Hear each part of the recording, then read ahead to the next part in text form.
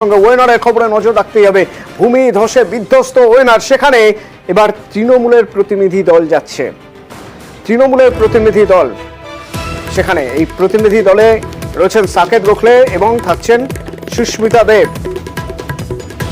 সোমরাজ প্রতিনিধি আমার সঙ্গে রয়েছেন। সোমরাজ, কি খবর রয়েছে আমাদের কাছে? কখন যাচ্ছেন সাকেত গোখলে, সুস্মিতা দেব? দেখো, মুখ্যমন্ত্রী মমতা বন্দ্যোপাধ্যায় ইতিমধ্যেই জানিয়েছেন যে আগামীকালই তারা কেরালার উদ্দেশ্যে রওনা দেবেন। কেরালার ওয়েনারে তারা যাবেন। সাকেত গোখলে এবং সুস্মিতা দেব রাজ্যসভার দুই সাংসদ তৃণমূল কংগ্রেসের, তারা আগামীকালই কেরালায় রওনা দেবেন এবং কেরালার ওয়েনারে তারা আগামী দুদিন থাকবেন। যারা মূলত ক্ষতিগ্রস্ত হয়েছে যে সমস্ত পরিবার, তাদের পরিবার পরিজনদের পাশে থাকবেন। ইতিমধ্যে মমতা বন্দ্যোপাধ্যায় সমবেদনা জানিয়েছেন। পাশাপাশি দুদিনের জন্য তারা থেকে সব রকমের সহযোগিতা করবেন, তেমনটাই মমতা বন্দ্যোপাধ্যায় এক স্যান্ডেলে পোস্ট করে জানিয়েছেন। আগামীকালই তারা রওনা দেবেন কেরালার উদ্দেশ্যে, তেমনটাই জানানো হয়েছে। ধন্যবাদ।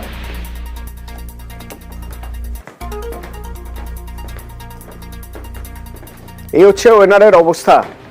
এখন যত সময় যাচ্ছে একটা গোটা গ্রাম পুরো এই বড় বড় পাথরের নিচে চাপা পড়ে গিয়েছে। সুতরাং যত সময় যাচ্ছে পাথর সরিয়ে সেখান থেকে একের পর এক দেহ বেরোচ্ছে। এখনো পর্যন্ত 160-এরও বেশি দেহ উদ্ধার হয়েছে সরকারিভাবে এবং আরো অনেকে নিখোঁজ রয়েছেন। আশঙ্কা যদি সত্যি হয় তাহলে এই সংখ্যা আরো বাড়তে পারে। এরই মধ্যে রাহুল গান্ধী এবং প্রিয়াঙ্কা গান্ধী তারা পৌঁছেছেন সেখানে। গতকালই তারা পৌঁছতে চেয়েছিলেন, কিন্তু গতকাল সেখানে প্লেন ল্যান্ড করেনি। সুতরাং তাদের আজই আজকেই সুযোগ হলো তাদের সেখানে পৌঁছানোর, এবং কিভাবে সেখানে উদ্ধার কাজ চলছে তা তারা খতিয়ে দেখছেন। বেসরকারি মতে 200-রও বেশি মৃত্যু। একটু আপডেট জানবো ওয়েনারে এখন কি পরিস্থিতি। রাহুল গান্ধী, প্রিয়াঙ্কা গান্ধী ভদ্রা, তারা কোথায়, কি করছেন, তারা উদ্ধার কাজই বা কিভাবে চলছে? আমার সঙ্গে রয়েছেন মৈত্রী।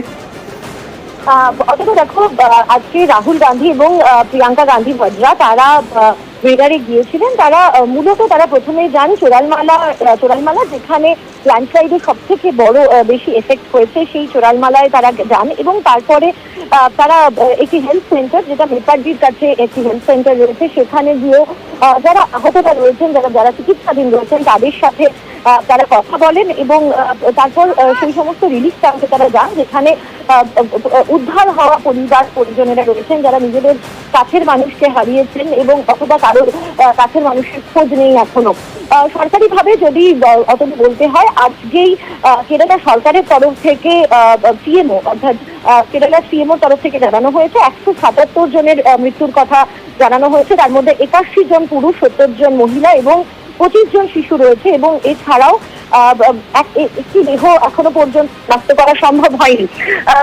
মূলত এখনো পর্যন্ত যেটা সব থেকে বড় চ্যালেঞ্জ, সেটা হচ্ছে আবহাওয়াই এখনো পর্যন্ত সব থেকে বড় চ্যালেঞ্জ। যদিও সেনাবাহিনীর তরফ থেকে বেলি ব্রিজ তৈরি করা হয়েছে। আজকে কেরালার মুখ্যমন্ত্রী পিনারাই বিজয়ন তিনি সেই বেলি ব্রিজ পরিদর্শন করেন। তার আগে সর্বদলীয় বৈঠক তিনি ডাকেন এবং সমস্ত দলের যারা প্রতিনিধিরা রয়েছেন সেই প্রতিনিধিদের সঙ্গে তাদের একসাথে একজোট হয়ে এই বিপর্যয়ের মোকাবিলা করার জন্য তিনি অনুরোধ জানান। রাহুল গান্ধী, প্রিয়াঙ্কা গান্ধী ভদ্রা তারা এলাকা পরিদর্শন করার পর তারা বেরিয়ে এসে তারা জানান যে এই যে পরিস্থিতি রয়েছে, এই পরিস্থিতিতে তারা দুজনেই ওয়েনারের মানুষের পাশে রয়েছেন এবং তারা সমগ্র যে রিলিফ যে প্রসেস চলছে সেটার দিকে তারা নজর রাখছেন। অন্যদিকে মুখ্যমন্ত্রী মমতা বন্দ্যোপাধ্যায় তিনিও কিন্তু ঘোষণা করেছেন যে সুস্মিতা দেব এবং সাকেত গোখলে, এই দুই সাংসদ, রাজ্যসভার সাংসদ তৃণমূলের, তারা দিল্লি থেকে ওয়েনারের উদ্দেশ্যে তারা উড়ে যাচ্ছেন এবং সব রকমের সহযোগিতা তারা করবেন সেখানে গিয়ে যে রিলিফের যে কাজ রয়েছে সেই কাজে। ধন্যবাদ মৈত্রী। তুমি যেমন বলছিলে ঠিক সেরকমই আমরা এক্স হ্যান্ডেল পোস্ট দেখেছি মমতা বন্দ্যোপাধ্যায়ের, যেখানে এক্স হ্যান্ডেল পোস্টে যেখানে মমতা বন্দ্যোপাধ্যায় লিখেছেন যে তৃণমূলের দুই প্রতিনিধি হিসেবে সাকেত গোখলে এবং সুস্মিতা দেব তারা যাচ্ছেন সেখানে এবং যথেষ্ট চিন্তিত তারা যে ওয়েনারের ধসে এই দুর্যোগের ঘটনায় ক্ষতিগ্রস্ত পরিবারগুলিকে সহযোগিতার সব রকম চেষ্টা করবেন সাকেত গোখলে এবং সুস্মিতা দেব।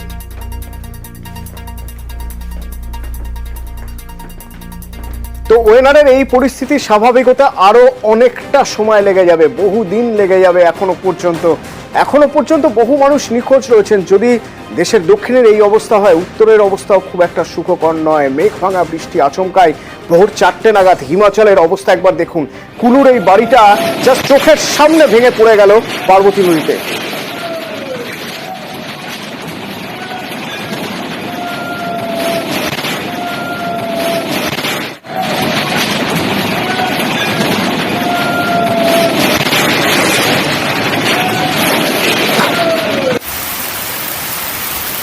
সিমলা, মান্ডি একই অবস্থা, কোথাও ব্রিজ ভেসে গিয়েছে, একাধিক বাড়ি ভেঙে পড়েছে।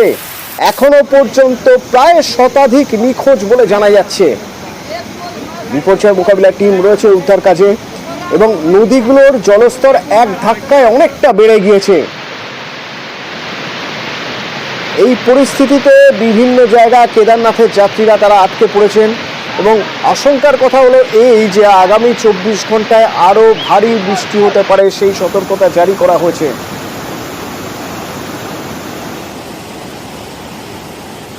हमारी एयरफोर्स की जो सेना है उसको हमने तैयार रहने के लिए कहा है, एयरफोर्स को भी तैयार रहने के लिए कहा है। और अभी अधिकारियों की बैठक में सभी अधिकारी चीफ सेक्रेटरी जी के नेतृत्व में बैठकर इसका जायजा ले रहे हैं। मनाली जो है, मनाली पूरे देश से कट चुका है। कुल्लू तक आवाजाही में भी प्रभाव, आवाजाही में भी जो रुकावटें पैदा हुई है। तो मेरा ये मानना है कि हमारा सभी प्रदेश की जनता से ये अनुरोध है कि वो इस समय नदी नालों के पास ना जाकर हम नदी नालों से दूर रहें, यही मैं उनसे अपील करना चाहता हूँ। তো মেঘ ভাঙা বৃষ্টিতে হিমাচল প্রদেশের ঠিক যে অবস্থা দেখছেন একই রকম খারাপ অবস্থা উত্তরাখণ্ডের। দেখুন উত্তরাখণ্ডের হলদিওয়ানির অবস্থা দেখুন কি অবস্থা, বাড়ি ভেঙে পড়েছে, রীতিমতো ধসে পড়েছে বাড়ি এবং নদীগুলির জলস্তর যেহেতু বেড়ে গিয়েছে সুতরাং নদী এলাকা থেকে দূরে সরে যেতে হচ্ছে। জাতীয় সড়ক পিথোরাগড় তাওয়াঘাট পুরোপুরি বন্ধ, একাধিক জায়গায় ধস নেমেছে, মন্দাকিনীর জল বেড়ে গিয়েছে এবং কেদারনাথের যাত্রীরা আটকে পড়েছেন বিভিন্ন জায়গায়। উত্তরাখণ্ডের মুখ্যমন্ত্রী ধামি তিনি বিভিন্ন জায়গায় দেখছেন, ঘুরে দেখছেন কিভাবে উদ্ধার করা হচ্ছে, সেই কাজ খতিয়ে দেখছেন এবং পরিস্থিতি এখনো পুরো নিয়ন্ত্রণে বলা যাবে না, কারণ হেভি টু সিভিয়ার রেনফলের সম্ভাবনা রয়েছে। আশঙ্কার কথা জানানো হয়েছে, ভারী থেকে অতি ভারী বৃষ্টি হতে পারে। कल रात्रि को यहाँ बादल फटने से और अतिवृष्टि होने से जानमाल की क्षति हुई है। यहाँ पर भवनों का और सड़क का, पुलों का बड़ा नुकसान हुआ है। हमारा प्रयास है कि जल्दी से जल्दी एक तो इस क्षेत्र का विस्थापन किया जाए, जो भी मकान यहाँ खतरे की जद में आते हैं उनका आकलन हो गया है और कोशिश है कि हर संभव अब आगे जो है लोगों की जानमाल की सुरक्षा की जाए। রাজদিকে রাজধানী দিল্লির অবস্থা দেখুন, ভারী থেকে অতি ভারী বৃষ্টি। আগাম সতর্কতা ছিল, রেড অ্যালার্ট দেওয়া হয়েছিল যে এই ধরনের বৃষ্টি হতে পারে। ইতিমধ্যেই গতকাল দুজনের মৃত্যুর খবর পাওয়া গিয়েছে। রাস্তাঘাটে নিতান্তই দরকার ছাড়া কেউ বেরোচ্ছেন না এবং স্কুল কলেজ একরকম অঘোষিত বন্ধের চেহারা নিয়েছে। কি অবস্থা দিল্লি থেকে মৈত্রী রয়েছেন আমার সঙ্গে, বলতে পারবেন মৈত্রী কি পরিস্থিতি? দেখো অতনু, দিল্লির অবস্থা কালকের টানা 2 ঘন্টার মুষলধারে যে বৃষ্টি হয় সেই বৃষ্টির জেরে কিন্তু দিল্লির অবস্থা অত্যন্ত খারাপ হয়েছে এবং একাধিক জায়গায় জল জমার ঘটনা ঘটে।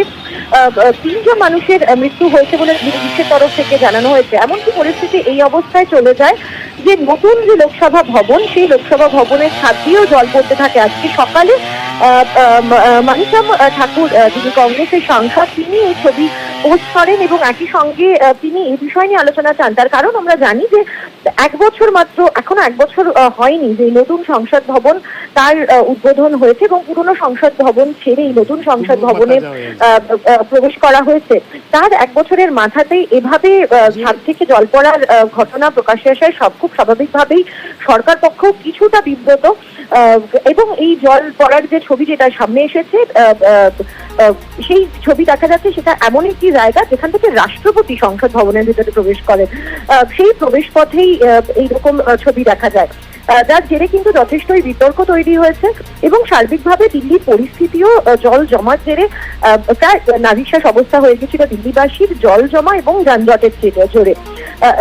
এই মুহূর্তে পরিস্থিতি অনেকটাই উন্নতি হয়েছে, কারণ বৃষ্টি থেমেছে এবং আস্তে আস্তে স্বাভাবিক জীবনযাপনে ফিরছে দিল্লি। ধন্যবাদ মৈত্রী। একদিকে যেমন প্রবল বৃষ্টিতে 3 জনের মৃত্যু, এখনো পর্যন্ত পুলিশ সূত্রে জানা যাচ্ছে 3 জনের মৃত্যু হয়েছে দিল্লিতে, এবং দিল্লি এনসিআরে যদি দেখা যায় 50টি গাছ উপড়ে গিয়েছে, রীতিমতো উপড়ে গিয়েছে 50টি গাছ। স্কুল কলেজে ঘোষণা করে দেওয়া হয়েছে ছুটি, যদিও আজ বৃষ্টি অনেকটাই কমেছে এবং এখন পরিস্থিতি স্বাভাবিক হওয়ার পথে, অন্তত সেরকমই মনে করা হচ্ছে, যদিও ফের বৃষ্টির পূর্বাভাস রয়ে গিয়েছে। আর এই টানা বৃষ্টিতে নতুন সংসদ ভবনের ছাদ চুঁইয়ে জল পড়ার ভিডিও ভাইরাল হয়েছে। জল পড়ার ভিডিও কংগ্রেস সাংসদই পোস্ট করেন। तुम लोग मत आ जाओ इसमें। কংগ্রেস সাংসদ এক্স হ্যান্ডেলে পোস্ট করেন এই ছবি, এই ভিডিও, এবং তার সঙ্গে লেখেন, সেই নিটের প্রশ্নফাঁস প্রসঙ্গ টেনে আনেন, লেখেন বাইরে পেপার লিক আর ভিতরে ফ্লোর, অর্থাৎ সিলিং লিক। ঠিক এরকম একটা জায়গায় দাঁড়িয়ে হাস্যকর ব্যাখ্যা দিচ্ছে সংসদ। হাস্যকর তো বটেই, স্কাইলাইটের আঠা খুলে গিয়েছে বলে এইভাবে জল পড়ছে, সচিবালয় তো সেরকমই দাবি করছে। কোটি কোটি টাকা দিয়ে যে সেন্ট্রাল ভিস্টা প্রজেক্ট, নতুন সংসদ ভবন তৈরি হলো, আড়ম্বর করে সেই সংসদ ভবনের উদ্বোধন হলো এবং সেই সংসদ ভবনের প্রথম অধিবেশন চলছে এখন, এবং সেই সংসদ ভবনের স্কাইলাইটের আঠা খুলে গিয়ে এই বিপত্তি। অর্থাৎ কোথাও সেই বজ্রটনি ফসকা গেল, এত কিছু করা হলো, এত কিছু নিরাপত্তার কড়াকড়ি, দেখা যাচ্ছে বৃষ্টিতে ছাদ ফুটো হয়ে জল পড়ছে, আর সচিবালয় দাবি করছে স্কাইলাইটের আঠা খুলে যাওয়ায় এই বিপত্তি হয়েছে। মহুয়া মৈত্র তৃণমূল সাংসদ মোদীকে নিশানা করেছেন, সংসদে আলোচনা চেয়ে নোটিশ পাঠিয়েছে Congress. Parliament ke lobby, it's not a parliament, it's an edifice to Narendra Modi ji's ego. So since he is anyway got this, people of India have shown him a lesson, it is only natural that as a natural consequence of that even the parliament's lobby will leak. Bharat Mandapam को देखिए ना, Paris में भी है प्लास्तो exposition जहाँ पे ये सब इवेंट्स होते हैं। जितना भी बारिश हो जाए, कहीं देखे कहीं सिविलाइज कंट्री में जो मेन आपका शो पीस है वहाँ से पानी गिरता हो, it's an edifice to Narendra Modi's ego. And since his ego has taken such a hit in these elections, it's only natural that water will leak from here.